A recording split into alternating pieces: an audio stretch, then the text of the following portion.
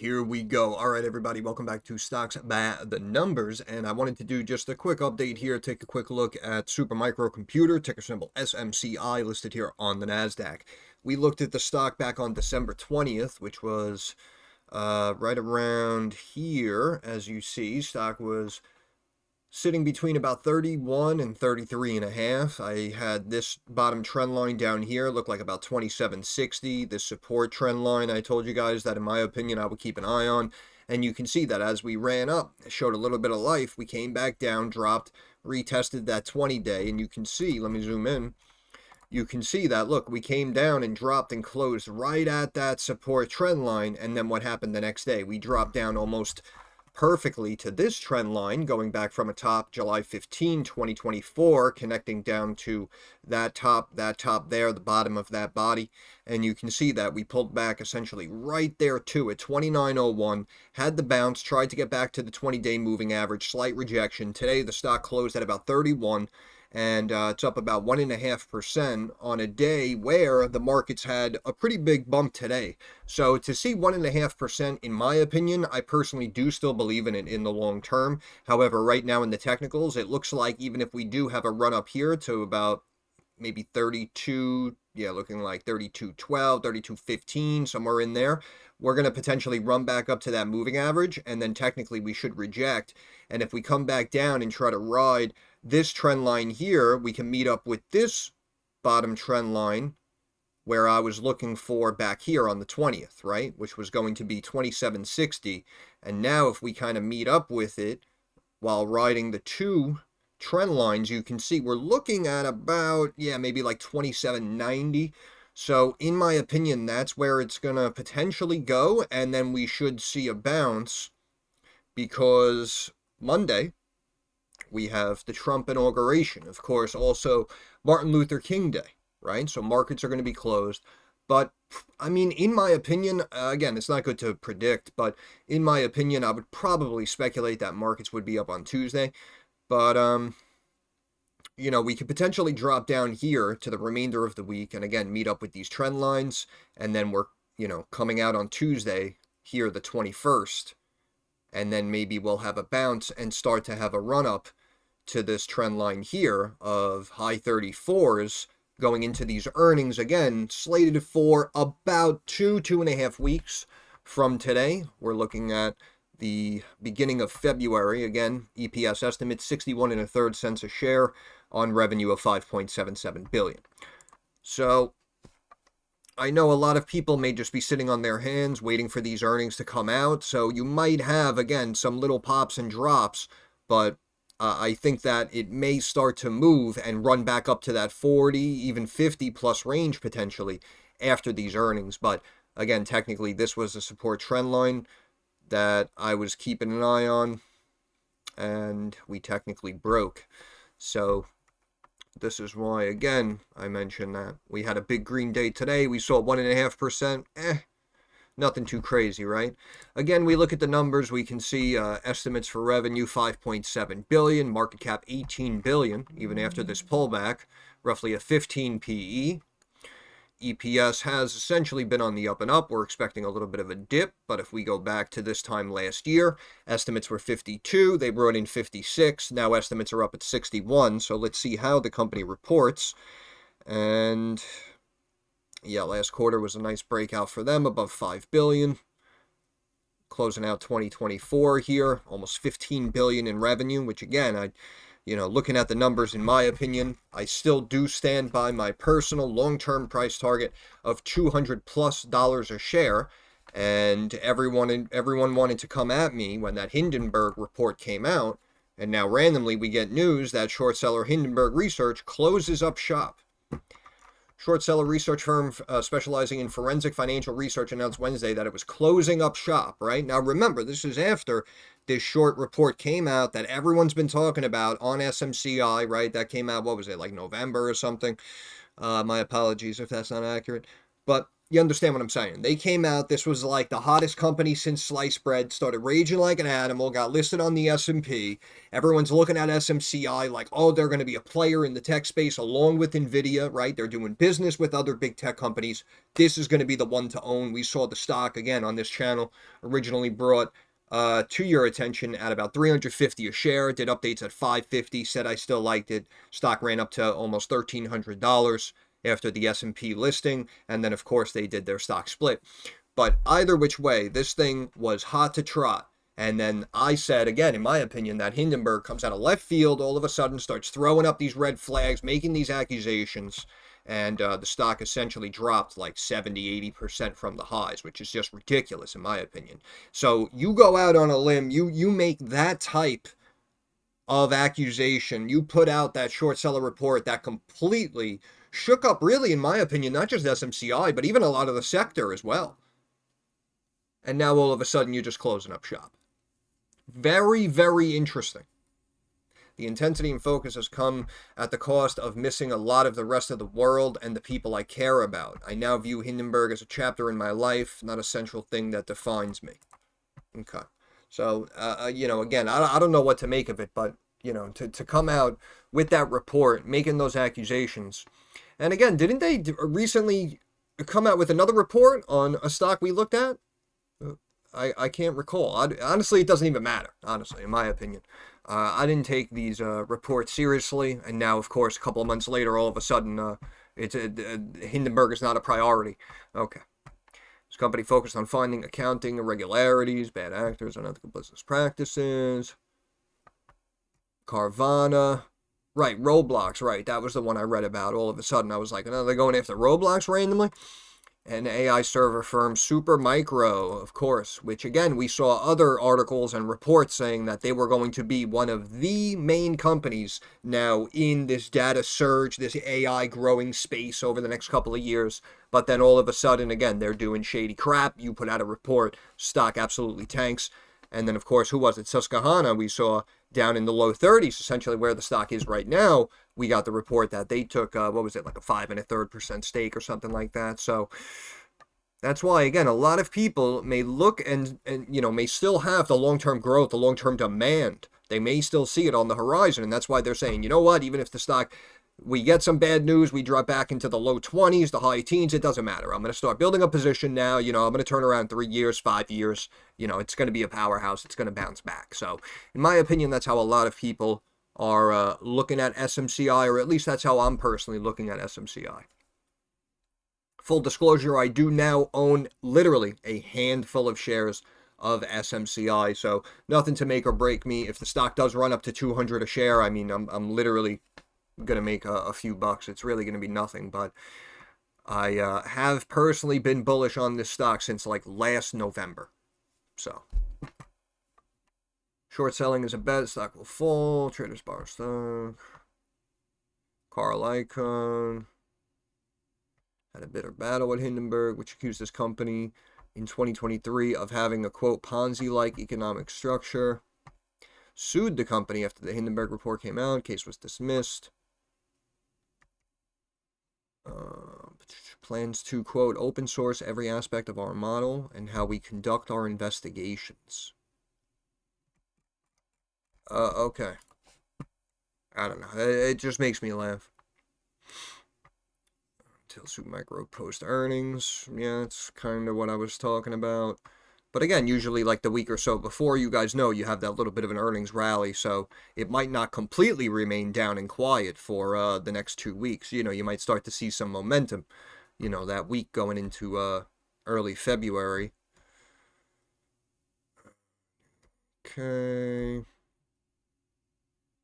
Yes, also, I know people were talking about the big AI server build out that X wanted to do, and I believe they mentioned SMCI. That's what I mean. That's why I said, in my opinion, unless all of a sudden every other company decides that they can't do business with SMCI, right? Unless we heard news like that, to where all of a sudden this revenue coming in would take a 70-80% hit, then we would potentially reevaluate, reassess the situation. But That's what I mean. In my opinion, you get the short seller reports. Some people are bullish, some people are bearish. Then all of a sudden, you got Musk saying, "Oh yeah, we're going to build out this huge thing," and SMCI is one of the companies we're using. So that's what I mean. So if everyone's still doing business with SMCI, then I'm sure, in my opinion, SMCI technically, in theory, should be fine. But of course, we know anything can happen. Begin shipments of high-performance servers featuring NVIDIA GPUs. Start shipments for AI. Yeah, I'm just checking, like I said, the last week or so, because we looked at it again. It was December 20th, so I just want to see if we had any actual changes or if we just get these random updates here. Barron's basically, it seems like every day, every other day, puts out an article talking about the volatility you can experience in SMCI. Like, yeah, thanks.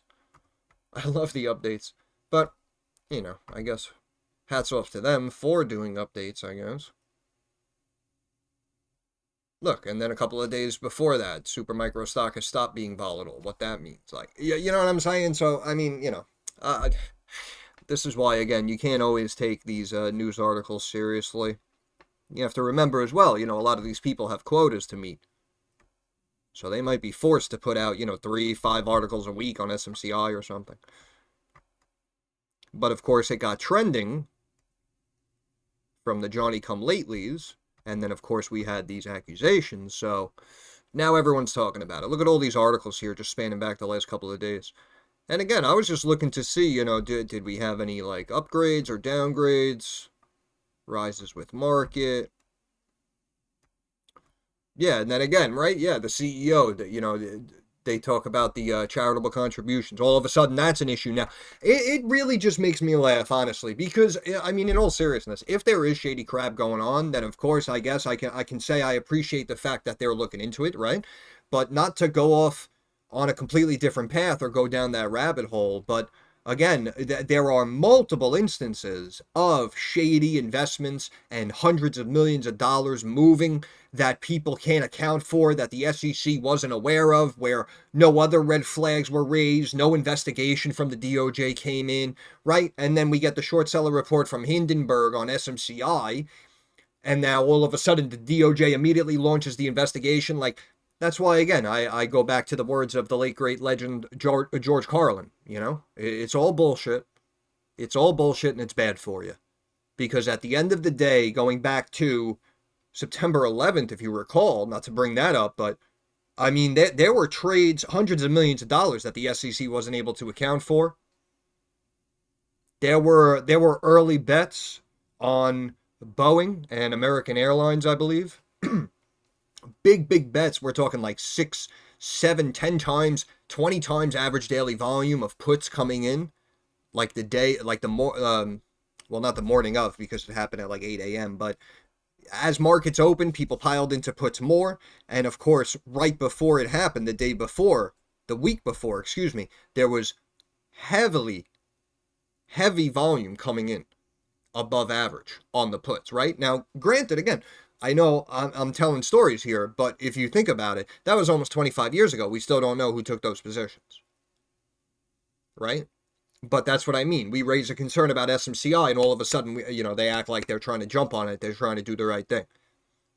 People calling for an investigation into Nancy Pelosi. Again, I remember her husband during the lockdowns, and they needed to pump out more COVID equipment, or it was the masks or something. I don't remember specifically, but we got news that Nancy Pelosi's husband took a sizable position in Kodak Calls. Yes, Kodak Film, the company that was essentially slowly going out of business as this shift in the digital camera tech age, right? Who only real hardcore photographers really do business with Kodak Film, with those old Nikon cameras and whatnot. But we randomly got news that he took a massive sizable position in calls, I think it was. It might have been shares too. Don't quote me, but I know it happened. And you can go back, you can check it out. And, we randomly have that position. And then we heard that the government like tapped Kodak, and I think they sent them like a couple of $100 million so that they can start pumping out like COVID preventable equipment or something like that. Again, don't quote me exactly, but I know it was something along those lines, right? And something like that happens, but there's no investigation. We hear the Pentagon failed audits 7 times, 8 times, losing track of hundreds of billions, trillions of dollars. There's no investigation. SMCI does business with their brother-in-law. We launched 8 investigations. We got to get to the bottom of it. What's going on here? I mean, it really is just laughable. It really is just laughable. That's why I said, what did I say the whole time when they were beating it up? I said, they better find this company guilty. Otherwise, this freaking thing is going to explode so quickly, in my eyes, you won't even be able to wrap your head around it. And all you're going to do is remember all of these days where they beat the stock up down here off of just this frivolous bullshit. Come out with the short seller report. And remember, I think in all honesty, I didn't even own shares when the... No, I didn't. I didn't own any shares when this report came out. I think like here after it bounced, that's when I moved over literally a few dollars. And then like maybe somewhere in here when I did the last video, I may have added a few shares. I mean, I have a very small position, but I always said, in my opinion, I would be accumulating shares and building a position. But I spoke for way too long. Just wanted to be a quick update. I ended up, getting passionate about other nonsense that has taken place in the financial realm in the country with other businesses.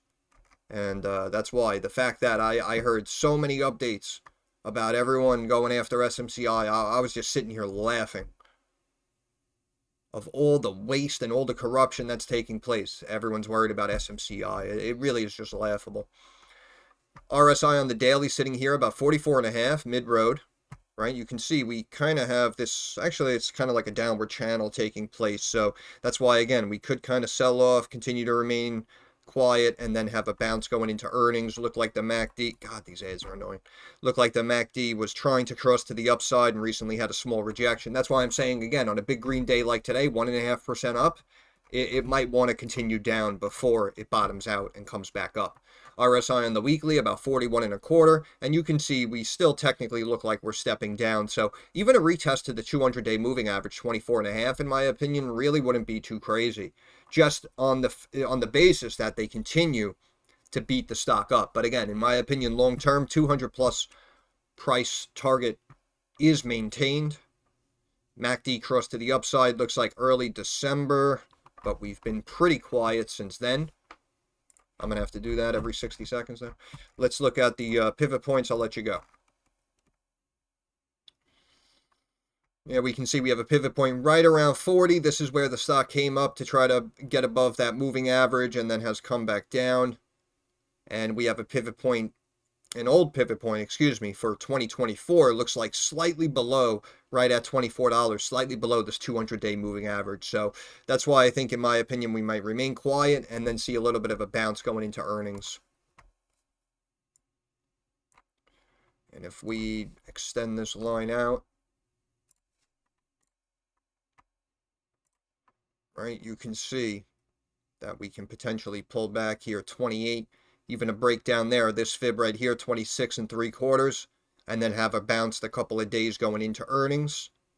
And then if they happen to beat those earnings, in my opinion, it'll pop above this support trend line that it recently broke and probably run up to like this trend line here of, high 52, potentially $53, 56, depending on what the company reports. Also, on such a big green day, and the fact that we got this Hindenburg shutdown news, I actually thought that SMCI would be kind of running off of that news, but didn't really happen, didn't show some life, which again may kind of solidify and drive home the point that we may continue downward before we regain that bottom and that upward momentum. But just a couple of things I'm keeping an eye on, and yeah, I didn't really see any news. Also, let's just bring up Finviz real quick, because I know people love short interest, so let's just get you that number. And Short float, 15.76% still, currently. Again, I think this is updated like every week or something. But short float right now, almost 16%, which again, this is why we could remain quiet for the remainder of the week, maybe into next week. But then, I mean, if I was short on this stock right now, I would look to cover before earnings. So, again, that's why I think the week or so before earnings, that's when you're really going to gain some momentum. But that's it. So I'm going to end it there. Once again, Stocks by the Numbers, I want to thank you for stopping by. If you have any questions, comments, or concerns, please drop it down in the comments section. I'm usually pretty quick to reply. Thumbs up algorithm helps me get more eyes on the channel. And of course, subscribe to the channel. That is our handshake agreement. That is how you help me help you. But more importantly, moving forward, like I always say, I understand that markets are rocky, volatile, and very uncertain. So I want to wish all of you success. I hope everyone makes a couple of dollars. Thank you for your time. Have a good day.